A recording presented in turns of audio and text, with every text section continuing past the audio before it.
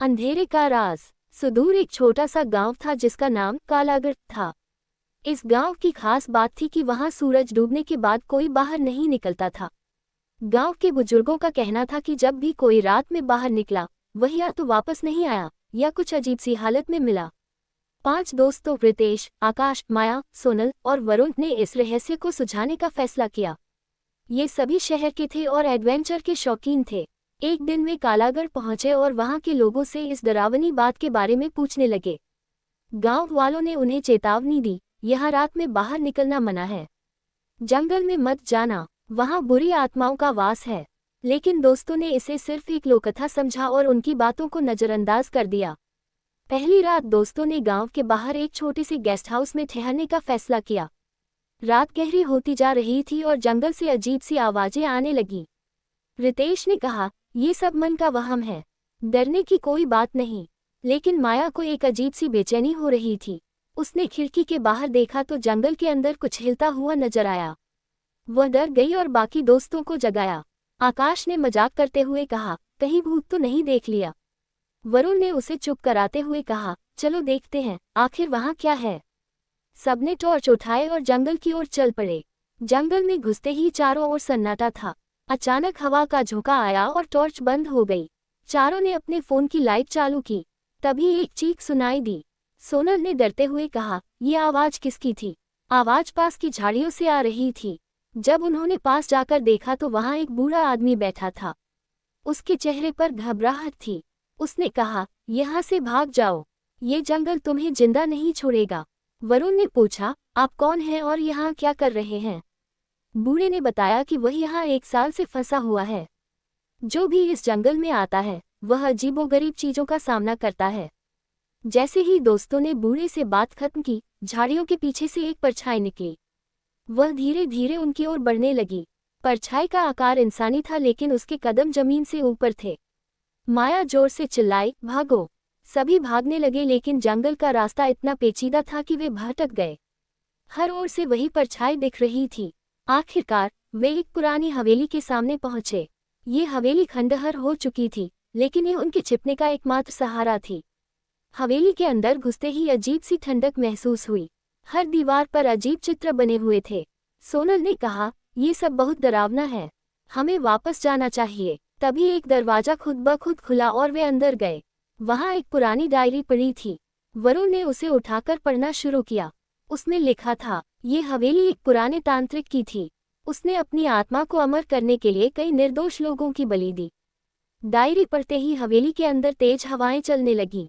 Diary में लिखा था कि हवेली के तहखाने में तांत्रिक का बलि का कमरा है।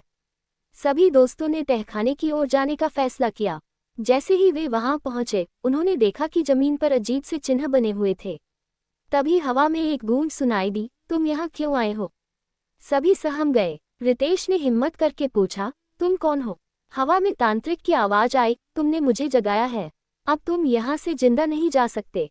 दोस्तों ने अपनी जान बचाने के लिए तहखाने से भागने की कोशिश की, लेकिन हर बार वे उसी जगह लौट आते।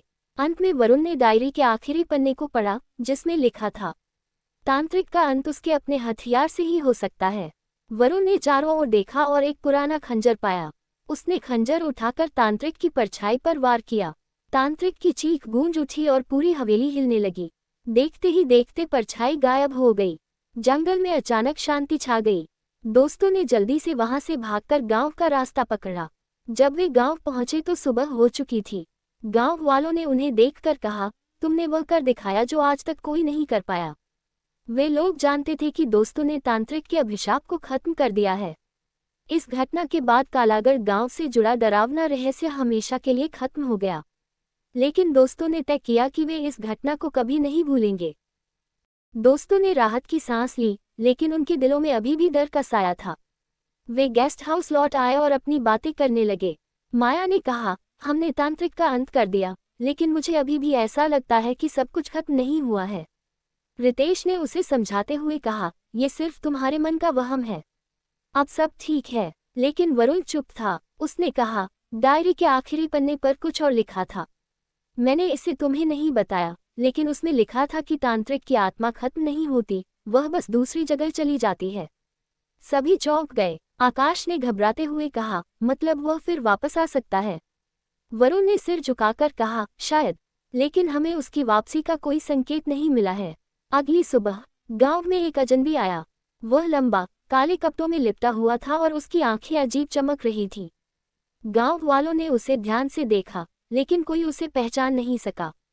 वह अजनबी सीधे गेस्ट हाउस पहुंचा, जहां दोस्त रुके थे। उसने दरवाजा खटखटाया। माया ने दरवाजा खोला और उसे देखकर ठिठक गई।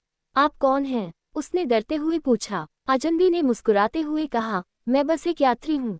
सुना है आप लोगों ने जंगल में तांत्रिक का अंत किया। मैं यहाँ उसी के बारे में जानने आया हूँ। सोनल ने झिझकते हुए कहा, हमने जो किया वह सिर्फ अपनी जान बचाने के लिए था। अब सब खत्म हो चुका है। अजनबी ने गहरी आवाज में कहा, क्या सच में सब खत्म हो चुका है? उसकी मुस्कान में कुछ ऐसा था जिसने सभी को असहज कर दिया। उस रात गेस्ट हाउस में अजीब घटनाएं होने लगीं। दरवाजे अपने आप खुलने और बंद होने लगे। खिड़कियों से अजीब आवाजें आने लगीं। माया ने सोते सोते एक डरावना सपना देखा, जिसमें वही अजनबी एक बड़े सिंहासन पर बैठा था और उसके चारों ओर आग की लपटें थीं। माया ने सपने से जागते ही सभी को बताया। वरुण ने कहा, ये तांत्रिक का नया रूप हो सकता है, हमें सावधान रहना होगा। रितेश ने सुझाव दिया, हमें उस अजनबी का पीछा करना चाहिए और पता लगाना चाहिए कि वह कौन है। अगले दिन दोस्तों ने उस अजनबी का पीछा किया। वह गांव के बाहर पुराने कुएं के पास रुका और वहां कुछ बुदबुदाने लगा। सभी ने छिपकर देखा। उसके बुदबुदाने के साथ ही कुएं से धुआं उठने लगा और उसमें से एक भूतिया चेहरा प्रकट हुआ। अजनबी ने कहा, तुम्हें फिर से जीवित करना मेरा मकसद है। तुम्हारा काम अधूरा रह गया है। ये सुनकर दोस्तों को यकीन हो गया कि वह तांत्रिक का कोई अन्याय है। दोस्तों ने तुरंत गांव के बुजुर्गों को बुलाया और उन्हें सारी बात बताई। बुजुर्गों ने बताया कि तांत्रिक को पूरी तरह खत्म करने के लिए उसे उसी स्थान पर ले जाना होगा जहां वह पहली बार शक्तिशाली बना था। वरुण ने कहा, हम उसे कैसे वहां ले जाएंगे? गांव के पुजारी ने कहा, यह आसान नहीं होगा, लेकिन हमें एकजुट होकर उसकी चाल को समझना होगा। दोस्तों ने योजना बनाई और अजनबी को जंगल की ओर ले जाने के लिए एक झूठी कहानी रची। उन्होंने उसे बताया कि जंगल में तांत्रिक की खोई हुई शक्ति का एक हिस्सा अभी भी है। अजनबी उनकी बातों में आ गया और जंगल में पहुंचा। वहां दोस्तों और गांव वालों ने उसे घेर लिया। पुजारी ने मंत्र पढ़ना शुरू किया, लेकिन अजनबी ने अचानक हमला कर दिया। उसने हवा में हाथ उठाया और वहां भयानक तूफान शुरू हो गया। वरुण ने साहस दिखाते हुए खंजर निकाला और अजनबी की ओर बढ़ा।